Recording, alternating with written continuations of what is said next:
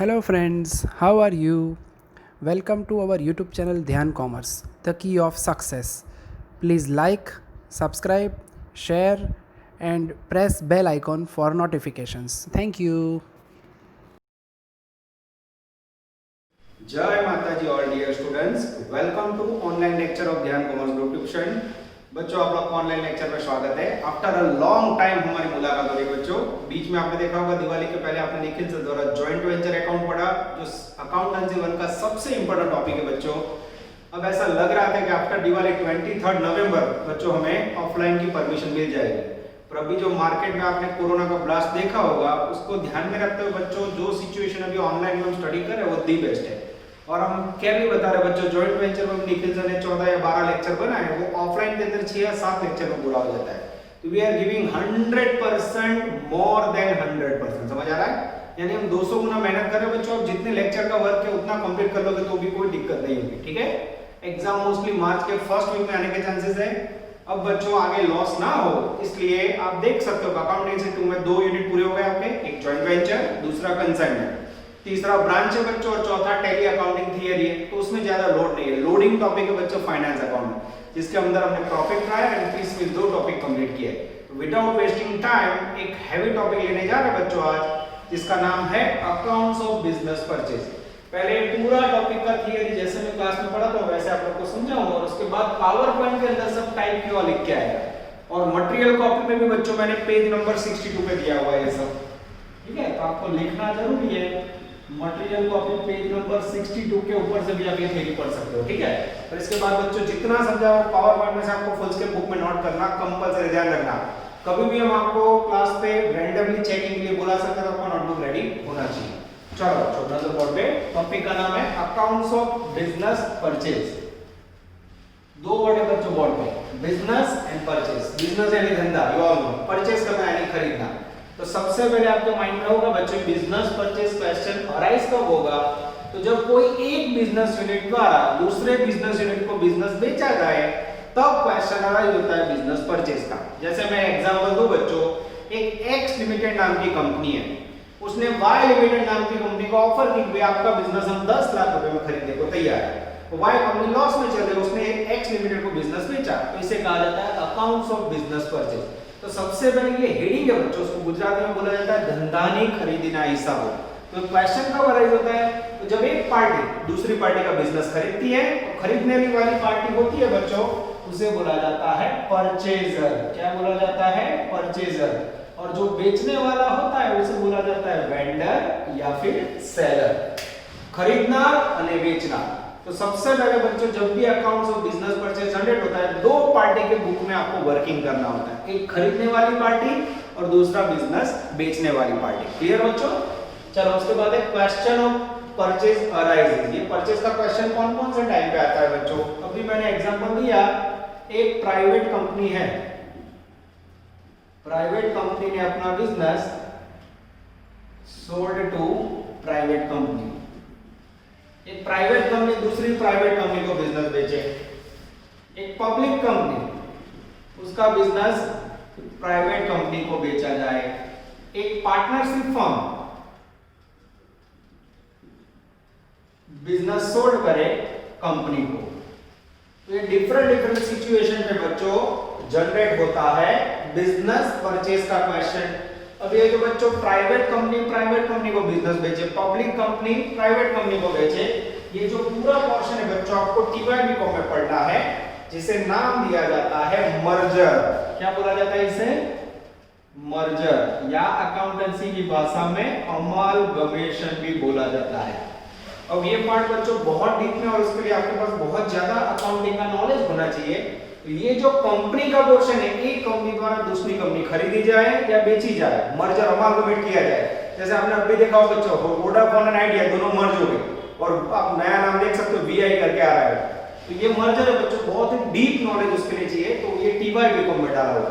पर जब बच्चों कोई पार्टनरशिप फर्म अपना बिजनेस चला रही हो, अचानक वो लॉस में चल रही है और वो एक कंपनी है उसको ऑफर दे रही है, और पार्टनरशिप अपना बिजनेस कोई कंपनी को बेच दे, या कई बार पार्टनरशिप फर्म खुद अपने बिजनेस को डेवलप करना चाहे कंपनी में कन्वर्ट करे, वो टाइम पे क्वेश्चन अराइज होता है बच्चों बिजनेस परचेज का।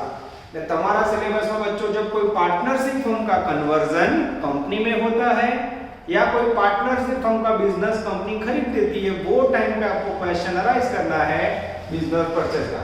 तो आपके सिलेबस में बच्चों वेंडर कौन होगा, तो वेंडर होगा बेचने वाली होगी फर्म, और परचेजर कौन होगा, तो एफआईबीकॉम में बच्चों परचेजर होगी कंपनी।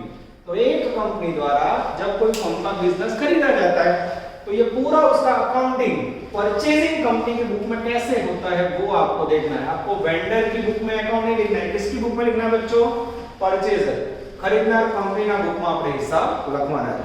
और बच्चों परचेज करोगे आप, इवन कोई बाजार में मोबाइल लेने जाए तो तुरंत क्या बोलते हो, कितनी प्राइस है।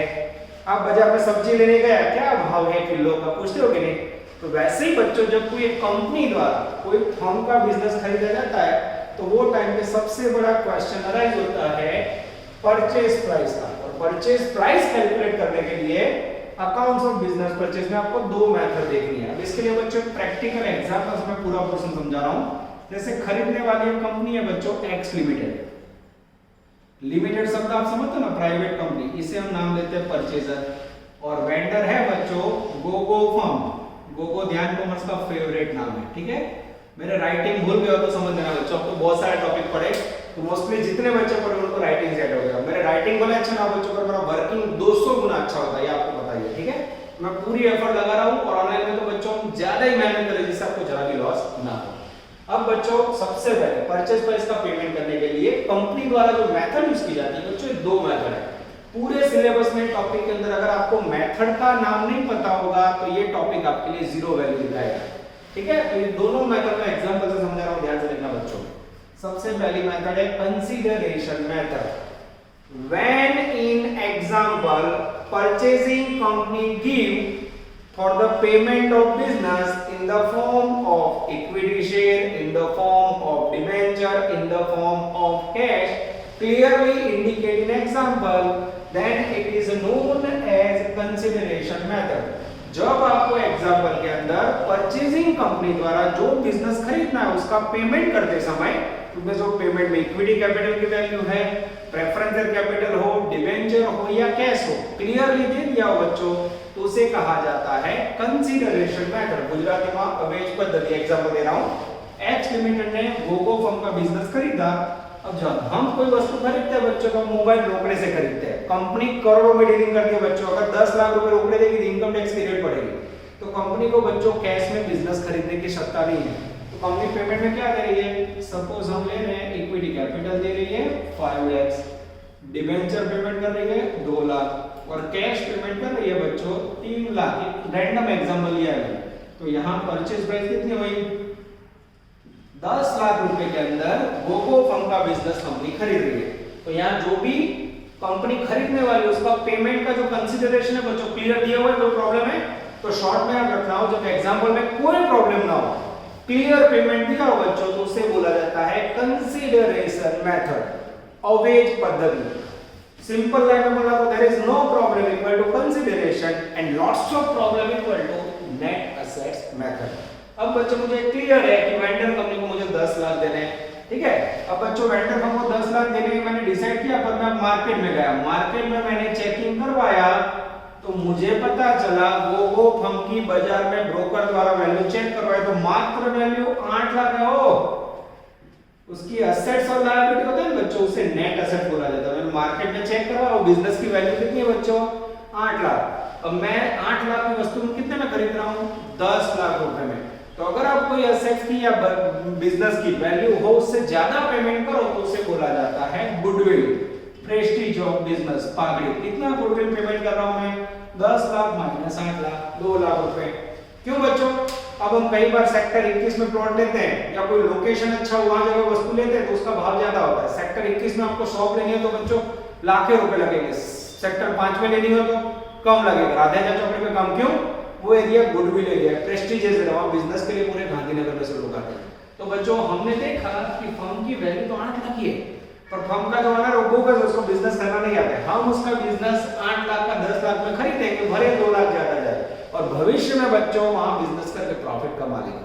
तो जब बच्चों बाजार में जो मार्केट वैल्यू हो नेट असेट्स की 8 लाख रुपए बिजनेस की, उससे ज्यादा पेमेंट करो तो that is called Prestige goodwill. तो यहाँ बच्चों जब भी कंसिडरेशन मेथड यूज होगी, ये दोनों का डिफरेंस आपको गुडविल मिलेगा। अब एज अ स्टूडेंट आपको गुडविल का फॉर्मूला समझना हो तो purchase price minus net assets, ये दोनों का डिफरेंस। अब बच्चों एग्जांपल नेगेटिव लेते हैं। हमने चेक करवाया बच्चों, हमने बिजनेस खरीदा 10 लाख में, मार्केट में चेक करवाया तो गोगो कंपनी की बाजार में वैल्यू 13 लाख रुपए की। कितनी थी?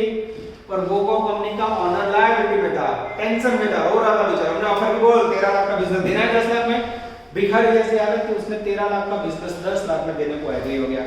अब मुझे बताओ बच्चों, कोई 13 लाख की वस्तु, एक बार नहीं था कोई प्राइस से ज्यादा मोबाइल सस्ते में दे देता है, उसके जैसा है। 13 लाख की वस्तु आपको 10 लाख रुपए में मिल, कितना फायदा हुआ? तो वो फायदा हुआ 3 लाख रुपए। तो अगर बच्चों आपका परचेज प्राइस नेट असेट से कम होता है, उसे फायदा बोलते हैं, वो फायदा ट्रांसफर किया जाता है कैपिटल रिजर्व में, and that is called capital profit. Capital reserve equal to net assets minus purchase price. 13 lakh में से 10 लाख लेस करोगे बच्चों तो हमें फायदा होगा 3 लाख। इसका मीनिंग ये हुआ बच्चों, जब भी एग्जांपल के अंदर आप नेट असेट्स मेथड यूज करोगे आपको मिलेगा, सॉरी कंसीडरेशन मेथड यूज करोगे बच्चों तो कई बार मिलेगा गुडविल। परचेज प्राइस ज्यादा हो तो मिलेगा गुडविल, परचेज प्राइस कम हो तो मिलेगा कैपिटल रिजर्व। जरा भी टेंशन नहीं है बच्चों, हर एक सम के अंदर ये कॉन्सेप्ट समझाने वाला हूं, तो अगर आप स्टार्टिंग में ये समझ लेते हो बच्चों तो एग्जांपल के अंदर आपका काम इजी हो जाएगा। तो प्रैक्टिकल एग्जांपल दिया आपको याद रखना, इसे क्या बोलोगे बच्चों? कंसीडरेशन मेथड, गुजराती में अवैध पद्धति। और उसमें क्या मिलेगा? ये प्राइस ज्यादा हो इससे तो मिलेगा गुडविल, ये प्राइस असेट से कम हो तो मिलेगा कैपिटल रिजर्व। वो डिपेंड्स ऑन इंफॉर्मेशन होगा। अब बच्चों मैं आपको समझाने जा रहा हूं second method, net assets method. बराबर ध्यान देना बच्चों। चलिए यही एग्जांपल लेते हैं। अब x limited company Gogo firm का बिजनेस खरीदने वाली है बच्चों। गोगो फर्म को उसने ऑफर की, एक्स लिमिटेड ने बोला 10 लाख, गोगो बोले 12 लाख, दोनों झगड़े, सेटिंग हुआ नहीं। अब एक्स प्राइस कम बोल रहा है, वाई को ज्यादा पैसा चाहिए, फर्म को ज्यादा चाहिए। कई बार नहीं होता बच्चों, मकान खरीदने जाता तो बिल्डर ज्यादा भाव बोलता है तो लोचे हो जाते कि नहीं? सेम प्रॉब्लम यहाँ है। एक्स ने बोला कि मैं 12 लाख रुपए मैक्सिमम दूंगा, वाई बोले 15 लाख दो, सेटिंग हुआ नहीं बच्चों। तो इन दिस कंडीशन ध्यान से देखना, एक्स लिमिटेड ने डिसाइड किया कि मैं आपको इक्विटी कैपिटल 5 लाख रुपए, डिबेंचर 2 लाख रुपए and remaining balance cash market में चेक करवा के दूंगा। तो जब बच्चों एग्जांपल में आपको पेमेंट के लिए जो भी पेमेंट करना है वो वैल्यू में इक्विटी कैपिटल, डिबेंचर क्रम दिया और कोई एक आइटम मिसिंग हो जैसे कैश और परचेज प्राइस का टोटल ना दिया हो, तो इन दिस कंडीशन कोई मेथड यूज की जाती है, उसे कहा जाता है नेट असेट्स मेथड। आगे कंसीडरेशन में क्या था, सब सजा के दिया था, थाली रेडी थी, आपको खाना था। यहां देखो तो बच्चों पेमेंट नहीं दिया, वस्तु और कैश नहीं दिया, परचेज प्राइस का टोटल नहीं दिया है। तो इन दिस कंडीशन बच्चों जो मेथड यूज होती है उसे क्या बोला जाता है? Net assets method. सही बोलूं ना, as a student point of view क्या बोला मैंने? कोई प्रॉब्लम ना हो तो उसे क्या बोलोगे? कंसीडरेशन। लॉट्स ऑफ प्रॉब्लम आए नहीं problem, that is called net assets method. तो इन दिस कंडीशन क्या होता है? तो दोनों पार्टी बच्चों एग्री नहीं हो रहे प्राइस में, तो दोनों मार्केट में जाएंगे। ध्यान से देखना, मार्केट में जाएंगे, गोगो फर्म की सारी एसेट्स, लायबिलिटी, ये सबका कैलकुलेशन करेंगे। सपोज वैल्यू निकली एग्जैक्ट 13 लाख रुपए। तो जब नेट असेट्स की वैल्यू 13 लाख थर्ड पार्टी बता रही है, तो अब एक्स लिमिटेड और फर्म दोनों एग्री होंगे, ना 15 लाख ना 12 लाख, एग्जैक्ट 13 लाख। ये जो नेट असेट्स है यही परचेज प्राइस होगी, वो यहां लिखी जाएगी बच्चों। और फिर डिफरेंस के अंदर कैश ढूंढी जाएगी। 13 में से 5 और 2 7 गए, 6 लाख रुपया कंपनी रोकड़ा देगी। तो इस प्रकार से बच्चों एग्जांपल में प्रॉब्लम हो, आपको क्लियर कंसीडरेशन ना दिया हो, पेमेंट ना आपको, तो that is called net assets method. तो सबसे पहले आपको क्या करना होगा बच्चों? अकाउंट्स ऑफ बिजनेस परचेज में परचेजर कंपनी होगी, उसका नाम ढूंढना होगा, फर्म होगी वेंडर। फिर आपको डिसाइड करना होगा कि कंसीडरेशन मेथड है कि नेट असेट्स मेथड। वो मैं आपको प्रैक्टिस से मदद करूंगा बच्चों, सबसे इंपॉर्टेंट इसके ऊपर ही पूरा टॉपिक है। और जिसने प्रैक्टिकल एग्जाम समझ लिया बच्चों, उसको टॉपिक में तो बहुत मजा आएगा। उसके बाद क्या करना है बच्चों? अब बिजनेस का आपने परचेज करना डिसाइड कर लिया, फिर क्या करना है? Accounting entry in the books of purchasing company. आप जो वेंडर फॉर्म है उसकी जो भी एसेट रहोगे बिजनेस में, stock, debtor, furniture, land, building, जो लायबिलिटी एक्सेप्ट करोगे, क्रेडिटर, बीओडी, प्रोविडेंट फंड, तो वो सारा आपको अकाउंटिंग एंट्री में ट्रांसफर करना है। आप जो परचेज प्राइस पेमेंट करोगे, एग्रीमेंट करोगे, उसका अकाउंटिंग एंट्री करना है। और एंट्री करने के बाद balance sheet in the books of purchaser, purchaser की बुक में बैलेंस शीट तैयार करना है, जो आपने 12 कॉमर्स में सीखा है एज पर 2013 कंपनी एक्ट। 2013 ના કંપની ધારા પ્રમાણે आपको बैलेंस शीट बनाना। यानी ये टॉपिक बच्चों ध्यान से देखा जाओ तो दो पार्टी के बीच में, परचेजर कंपनी, वेंडर फर्म। आपको किसकी बुक में अकाउंट लिखना है? We are working for purchaser. तीन टुकड़े होंगे टॉपिक के। सबसे पहले calculation of purchase price, 2 number में अकाउंटिंग एंट्री, 3 नंबर में balance sheet, calculation of purchase price, entry, balance sheet, calculation of purchase price, entry, balance sheet. और ये तीनों काम बच्चों एकदम आराम से आप कर पाओगे, जिसके लिए आपका पढ़ते हैं पूरा टॉपिक कंपलसरी है। बिजनेस परचेज का ऑप्शन में बिजनेस परचेज ही आता है। टोटल 18 मार्क का यूनिट है बच्चों। आप किस प्रकार से इसे मेहनत करते हो देखते हैं। अब ये जो मैंने आपको समझाया बच्चों, उसके बाद क्लास में होता है मैं क्या करूंगा, मैं बुक लेता हूं, बोलता हूं और आप लोग लिखते हैं। और अनलकी बच्चों ऑनलाइन है तो मैं बोलूं और आप लिख नहीं पाओगे, ठीक है। तो बच्चों सेम सिस्टम से मैंने समझाया। इसके बाद जो समझा आपको पावर पॉइंट के अंदर नेक्स्ट 2 सेकंड के बाद या 3 सेकंड बाद आपको पूरा लिखा हुआ मिलेगा, तो आपको राइट डाउन कर देना। और उसके बाद हम देंगे बच्चों फर्स्ट एग्जांपल, जिसके अंदर मेरा क्राइटेरिया होगा बच्चों आज सिखाना accounting entry and purchase price, जिसमें नेट एसेट मेथड या कंसीडरेशन मेथड आपको डिसाइड करनी है। जय माताजी all dear students, welcome to online lecture of Dhyan commerce group tuition FA BCom semester 1 के अंदर बच्चों आज हम फाइनेंस अकाउंटिंग 1 सब्जेक्ट के अंदर नया टॉपिक स्टार्ट करने जा रहे हैं, अकाउंट्स ऑफ बिजनेस परचेज, धंधानी खरीदीना हिसाबो। Accounts of business purchase topic के अंदर बच्चों सबसे पहले बिजनेस परचेज करने का कॉन्सेप्ट कब जनरेट होता है वो समझने के लिए हम समझेंगे बच्चों introduction part of accounts of business purchase. Now in paragraph, when a company purchase a business of another company it is called acquisition of business. जब कोई एक कंपनी द्वारा दूसरी कंपनी का बिजनेस खरीदा जाता है बच्चों तो उसे एक्विजिशन बिजनेस परचेज बोला जाता है। Under acquisition of business there are 2 parties. जब कोई बिजनेस खरीदा जाता है, एक्विजिशन का मीनिंग बच्चों परचेज करना होता है, तो उसके अंदर 2 पार्टीज जनरेट होती है। सबसे पहले purchasing company, second vendor company, बेचने वाली कंपनी या फर्म।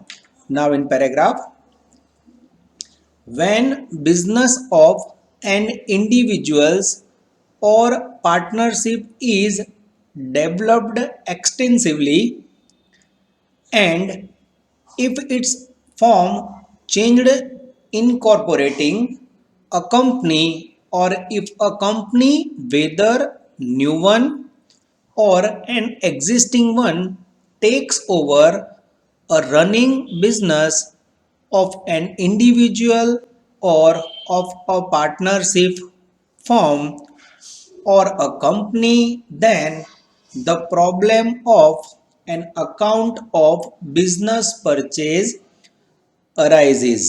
अब ये पूरा पैराग्राफ क्या कहता है बच्चों समझ लो।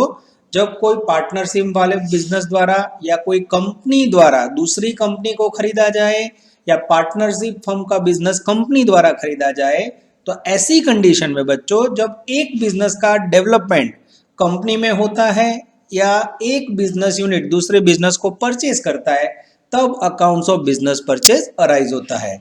एफआई बीकॉम में हमारे सिलेबस में बच्चों कोई कंपनी द्वारा जब पार्टनरशिप फर्म का बिजनेस खरीदा जाता है, ये portion accounts of business purchase में हमें स्टडी करना है। कंपनी स्टडी हमें टीवाई बीकॉम में करना है। यहाँ कंपनी का बिजनेस परचेज होगा, कनेक्शन होगा पार्टनरशिप फर्म के साथ।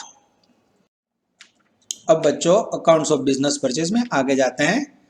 Question of business purchase arises. Question कौन कौन सी पोजीशन में बच्चों क्रिएट होता है? सबसे पहले 1 नंबर, अ पार्टनरशिप फर्म में be converting into joint stock company. जब कोई partnership firm joint stock company में कन्वर्ट हो जाए for development. Second, private company converted into public company. कोई प्राइवेट कंपनी हो बच्चों पब्लिक कंपनी में कन्वर्ट हो।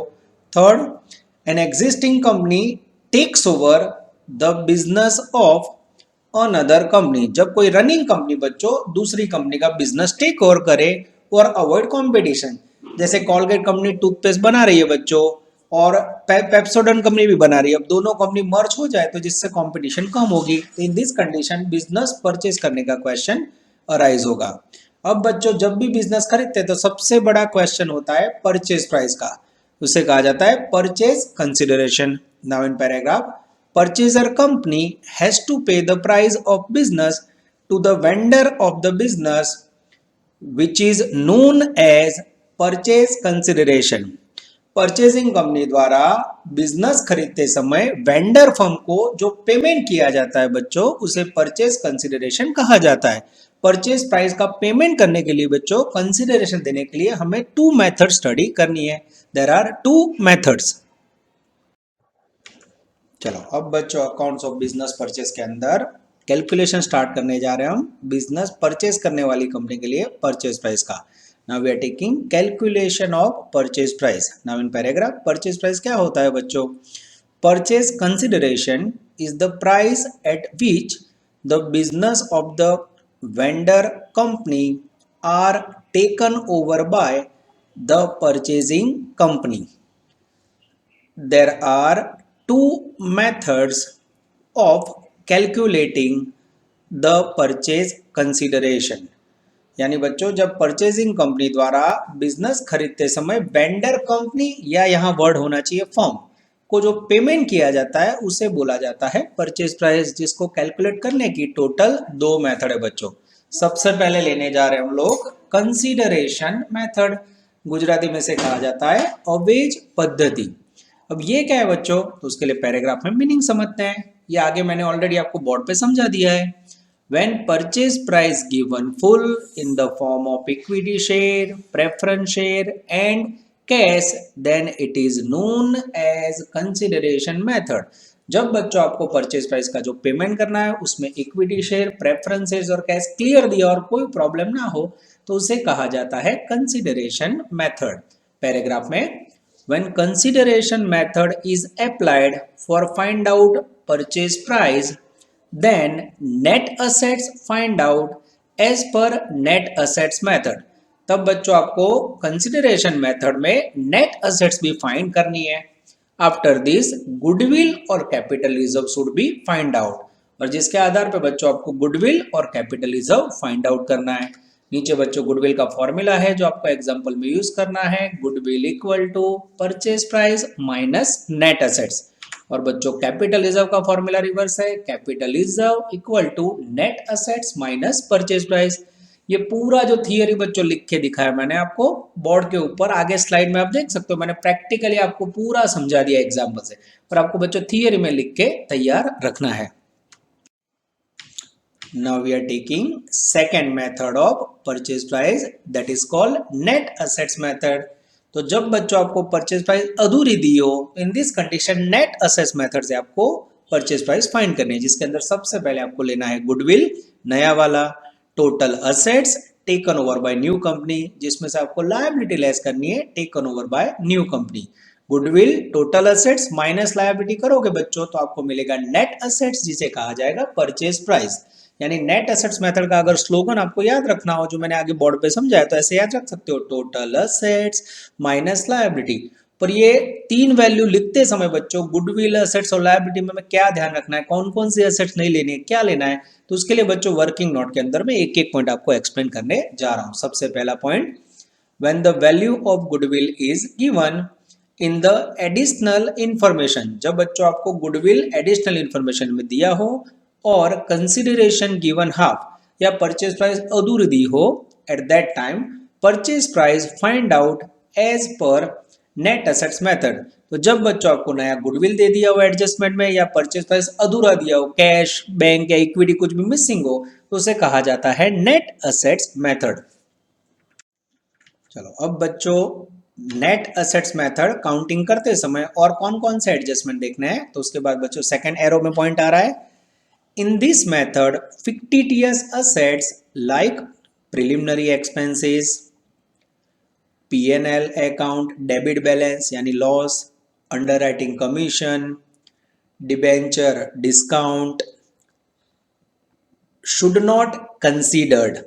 अब जब बच्चों फिक्टिटिव एसेट्स आती है तो उसके अंदर preliminary expense, underwriting commission, debenture discount, उसके सिवा एडवर्टाइजमेंट, सस्पेंस, ये सब बच्चों लॉन्ग टर्म एक्सपेंडिचर है। तो आपको याद रखना है कि असेट्स गिनते समय ये जो लिस्ट है आपको कंसीडर नहीं करना है। ये 11th-12th में आपने पढ़ा हुआ है बच्चों, पर कई बच्चे भूल गए हो तो ये लिस्ट पढ़ के वो याद रख सकते हैं कि it is not consider in calculation, यानी આપણે ગણતરીમાં લેવાનું નથી।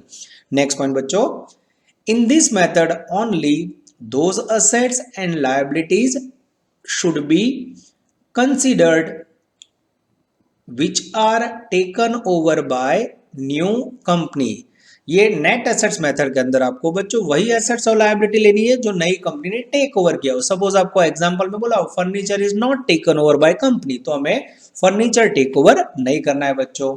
उसके बाद है next third important point for net assets method, consider market value of assets and liability which are given in adjustment. If market value not given, then book value should be considered। यानी बच्चों assets और liability लेते समय suppose आपको balance sheet में land का price 1 lakh दिया और एडजस्टमेंट में बोला हो मार्केट वैल्यू 2 लाख, तो आपको मार्केट वैल्यू कंसीडर करनी है। पर अगर आपको बच्चों बैलेंस शीट के अंदर प्राइस दी और एडजस्टमेंट में कुछ भी ना दिया हो तो book value should be considered. यानी मार्केट वैल्यू ना हो तो बुक वैल्यू या फिर मार्केट वैल्यू आपको लेनी है। ये बच्चों प्रैक्टिकली एग्जाम्पल में ज्यादा समझ आएगा।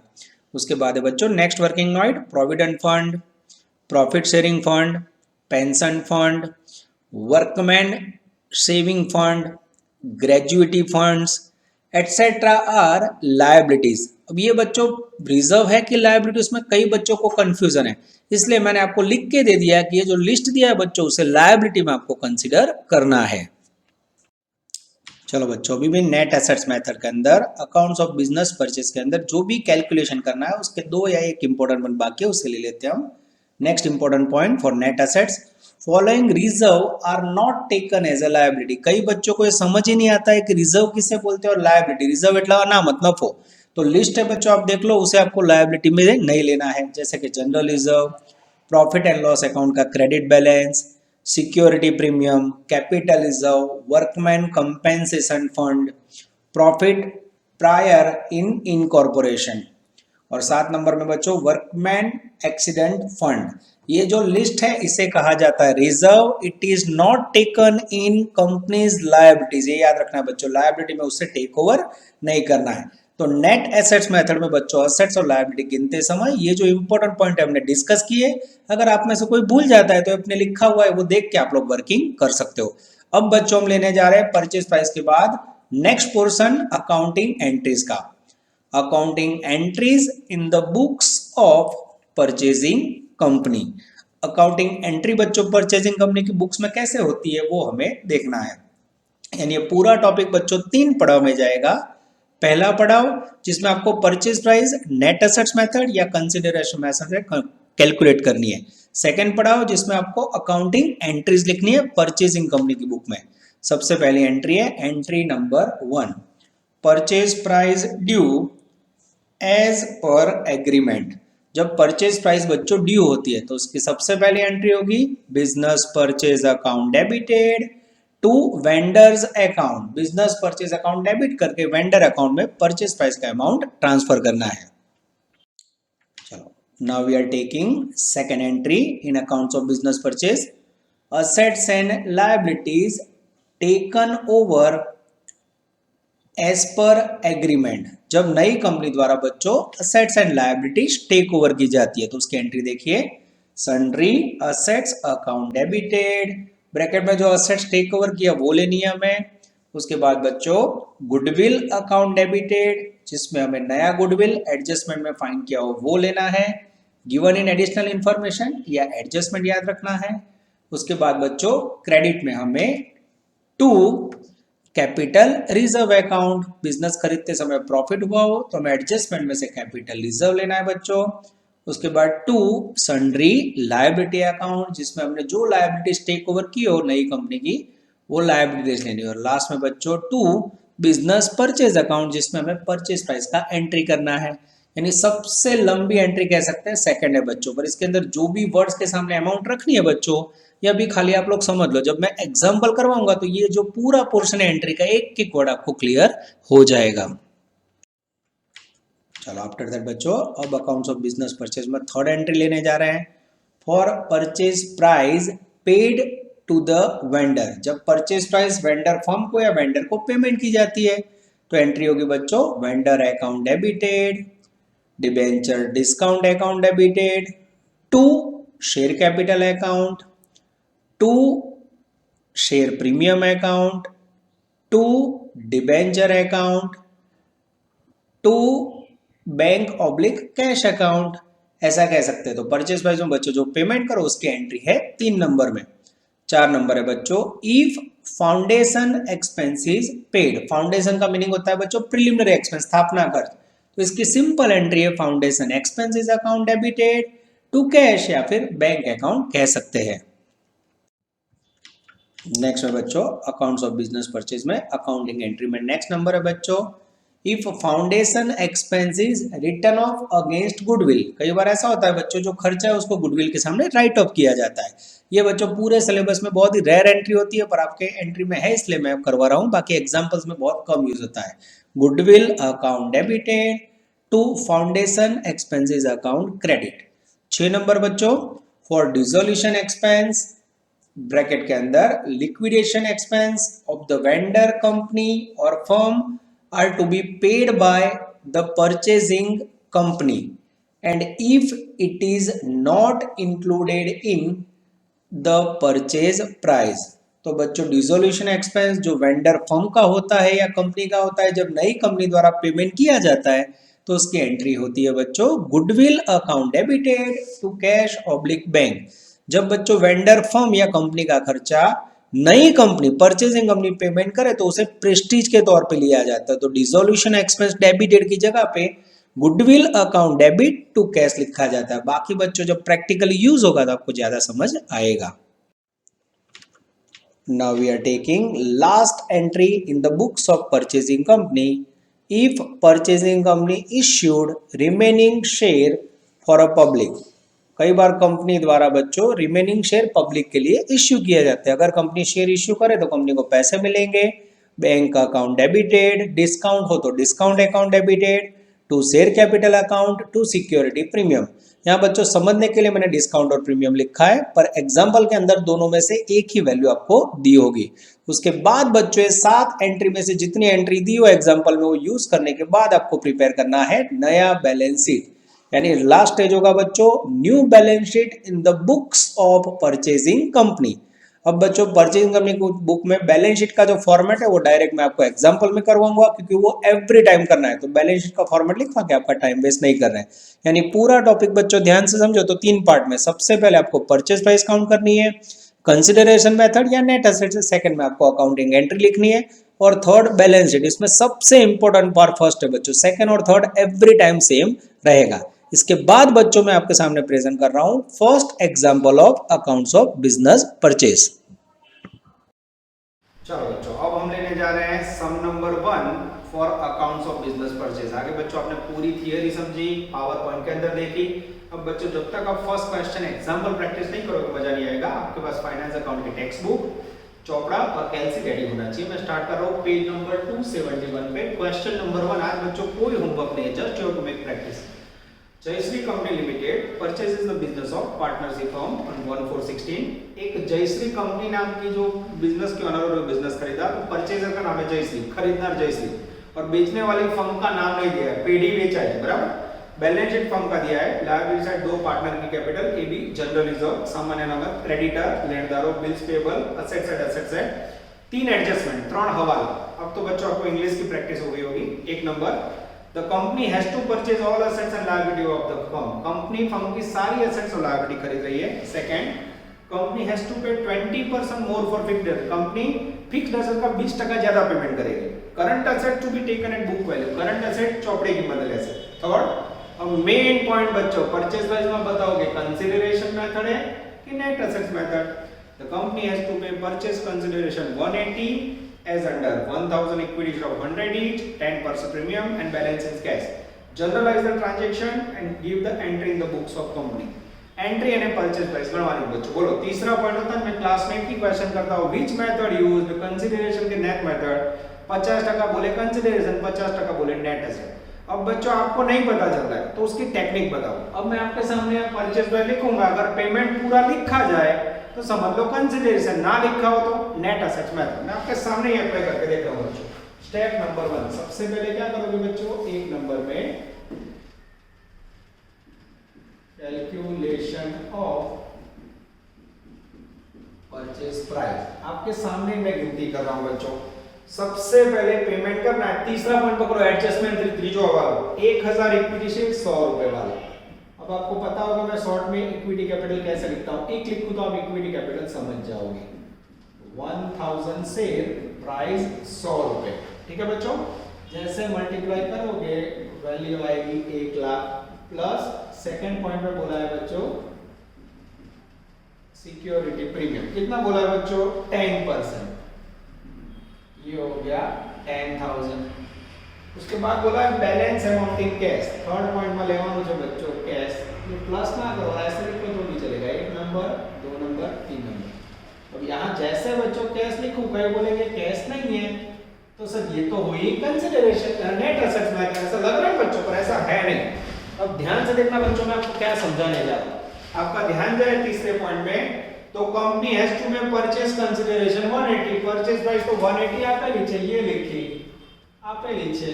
अब बताओ टोटल 180 हो, ऊपर 1 लेको, यहाँ 10 हो मित्रों, यहाँ डिफरेंस कितना आएगा आराम से पता चलेगा। 180 में से 1 टाइम ले कितना आएगा, એટલે બાળકો પહેલા સમમાં માઇન્ડ ડિસ્ટર્બિંગ હેમરિંગ कर रहे हो, कैश नहीं दिया हमें लगा नेट एसेट मेथड, पर नेट एसेट मेथड कब बोला जाता है जब आपको ये कैश ना दिया और ये भी ना दिया। देखो ये दे दिया था तो ये कौन सी मेथड हुई बच्चों, तो इसे नाम दिया जाता है कंसीडरेशन मेथड।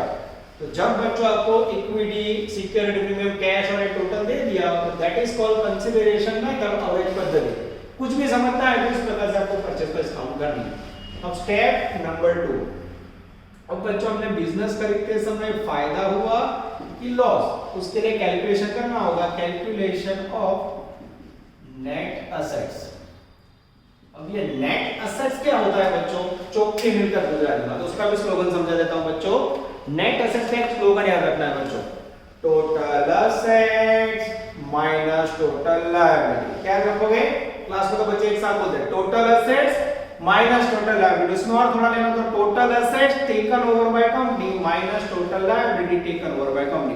कुल मिलकत वाली देवा बात करो तो चौकी मिलकत बढ़े, फिर आपको पता चलेगा गुडविल आएगा कि कैपिटल रिजर्व। चलो अब बच्चों नेट एसेट्स का मैं गिनती स्टार्ट कर रहा हूं, बोर्ड पे नजर बच्चों की।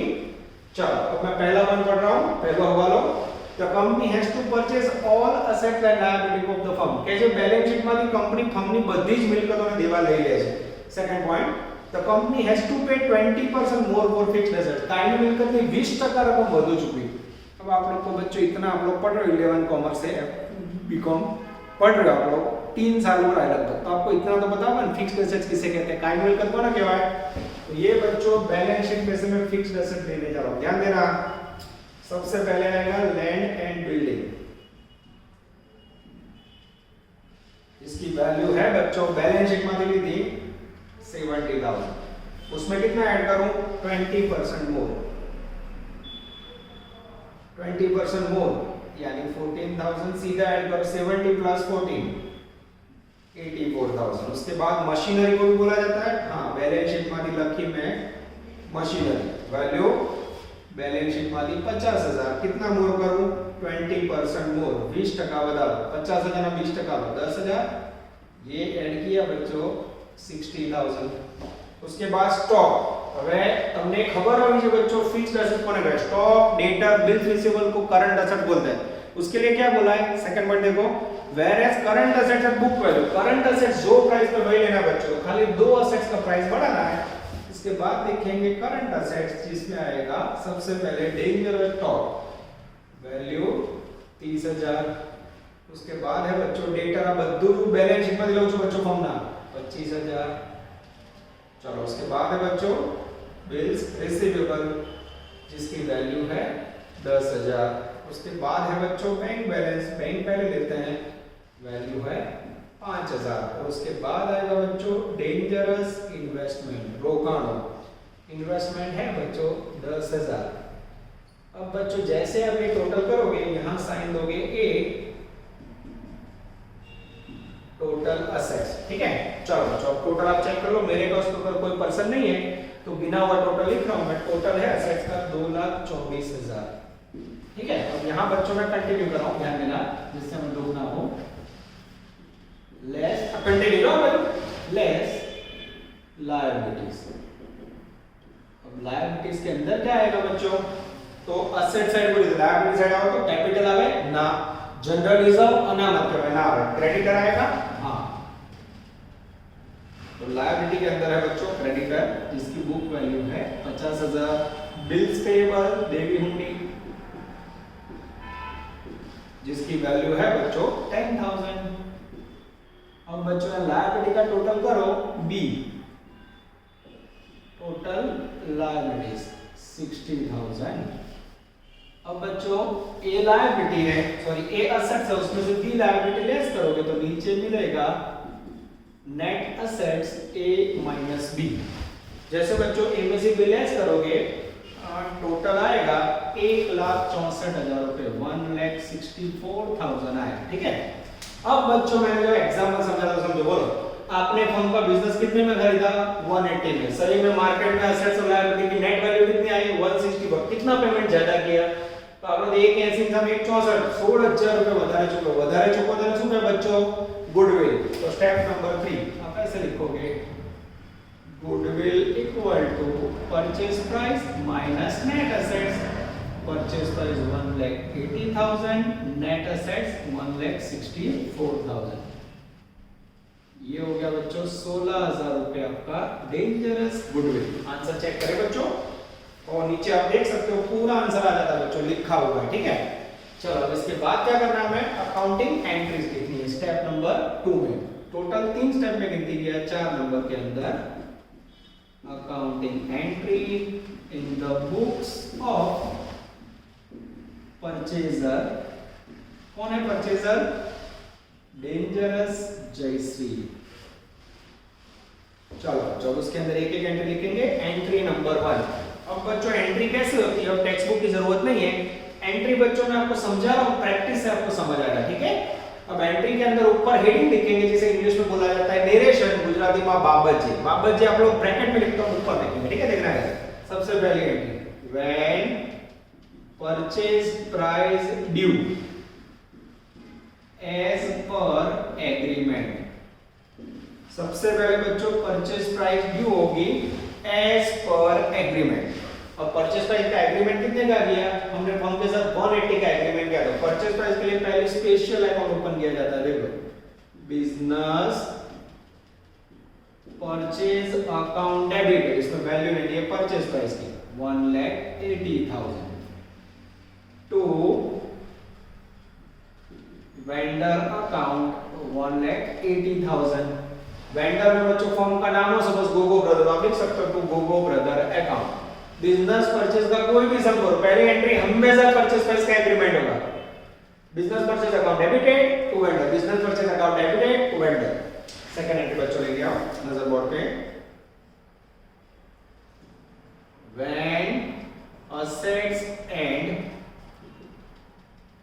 Liabilities taken over by company.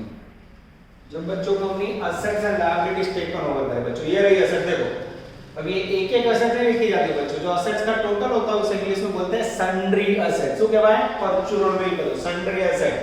Liability का टोटल उसे बोला जाता है सन्ड्री लायबिलिटी। एंट्री देखना बच्चों, सन्ड्री असेट्स अकाउंट डेबिटेड, फिर goodwill account debited to sundry liabilities to business purchase account. This is very important. Assets account debit, goodwill debit, to liability to business purchase. अब इसमें बच्चों अगर debit और credit का total equal हो जाए तो एंट्री करें। जो सन्ड्री असेट्स का परचूरन में तो सन्ड्री असेट्स अकाउंट में डेबिट साइड क्या लिखोगे, असेट्स का टोटल ये लिया 2,24,000। अब असेट्स के अंदर गुडविल आपने अलग से लिखी है, गुडविल अकाउंट डेबिटेड 16,000 टू એટલે તે જમા, સન્ડ્રી લાયબિલિટી અકાઉન્ટ જમા लिखोगे बच्चों 60,000 અને ટू बिजनेस परचेज अकाउंट में हमेशा परचेज प्राइस कितनी थी 180। अब टोटल करो तो बच्चों अगर उधार जमा का टोटल मैच हो जाए तो एंट्री करें। जो 224 प्लस 6 13 40 240, ये दोनों का टोटल भी हो गया 240। ये बच्चों रोज करनी है आपको एंट्री। जैसे कंसाइनमेंट में आपको कॉन्फिडेंस था ना, इसमें ऐसा आ जाए, पर सोचो यहाँ किसी ने गलती की हो तो असेट्स लायबिलिटी परचेज प्राइस खोटी એટલે આખો દાખલો ખોટો સમ ગલત बच्चों समझ देना है तो इसका मीनिंग ये हुआ ये पूरा सम ये फर्स्ट टू थर्ड स्टेप के ऊपर फिर एंट्री तो इसका पार्ट है ठीक है अब बच्चों इसके बाद होगी third entry when purchase price